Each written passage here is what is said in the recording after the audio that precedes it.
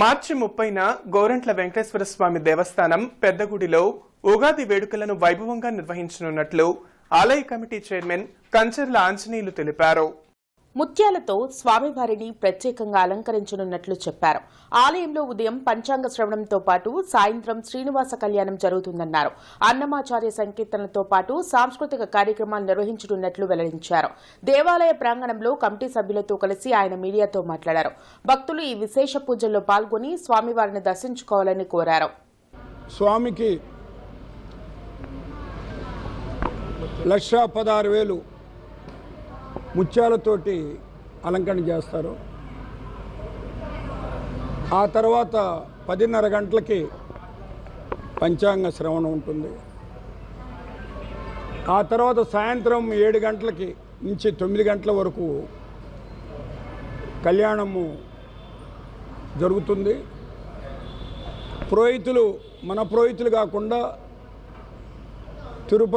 తిరుపతి నుంచి అట్లనే రాజమండ్రి నుంచి అట్లే ఈసారి తమిళనాడు కొంతమంది బ్రాహ్మణులు కూడా తీసుకొస్తున్నాము. అంతేకాకుండా కోలాటంతో చెక్క భజన మరియు భరతనాట్యము, కృష్ణా గోపికలు, వెంకటేశ్వర స్వామి అమ్మవార్లు అట్లనే ఈసారి హైదరాబాద్ నుంచి పాట కచేరిని అన్నమయ్య పాట కచేరిని పిలుస్తున్నాము. 30వ తారీఖు ఆదివారం ఎంత సంతోషంగా అయితే ఉంటున్నామో ఉదయం 4:30 గంటల నుంచి రాత్రి 10 గంటల దాకా ఈ 365 రోజులు అదే సంతోషంగా ఉండాలని ఈ విధంగా ప్రోగ్రాం ఫిక్స్ చేశాము. జరిగేటువంటి ప్రతి ఒక్క వేడుక కూడా భక్తులందరూ కూడా విచ్చేసి అంగరంగ వైభవంగా అందరూ కూడా సహకరిస్తున్నారు. ప్రతి ఒక్కరికి కూడా ధన్యవాదాలు ఆలయ కమిటీ వారి తరపున.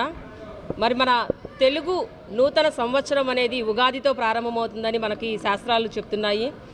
దానికి ఆనవాయితీగా మన గోరంట్ల వెంకటేశ్వర స్వామి దేవస్థానం వారు నిర్వహిస్తున్నటువంటి నూతన సంవత్సరం, తెలుగు నూతన సంవత్సరం రోజు సాయంత్రం 7 గంటల నుంచి 9 గంటల వరకు కలియుగ ప్రత్యక్ష దైవమైనటువంటి శ్రీనివాస కళ్యాణం అనేది అంగరంగ వైభవంగా నిర్వహించడానికి కమిటీ వారు కార్యాచరణ రూపొందించారు. ఈ కార్యక్రమంలో భక్తులందరూ కూడా గుంటూరు గోరంట్ల గ్రామవస్తులే కాకుండా గుంటూరు జిల్లాలో ఉన్నటువంటి చుట్టుపక్కల గ్రామస్తులందరూ కూడా ఈ కార్యక్రమంలో పాల్గొని ఈ కార్యక్రమాన్ని దిగ్విజయం చేయవలసిందిగా ప్రతి ఒక్కరిని కూడా పేరు పేరున ఆహ్వానిస్తున్నాము. పవిత్ర రంజాన్ మాసంలో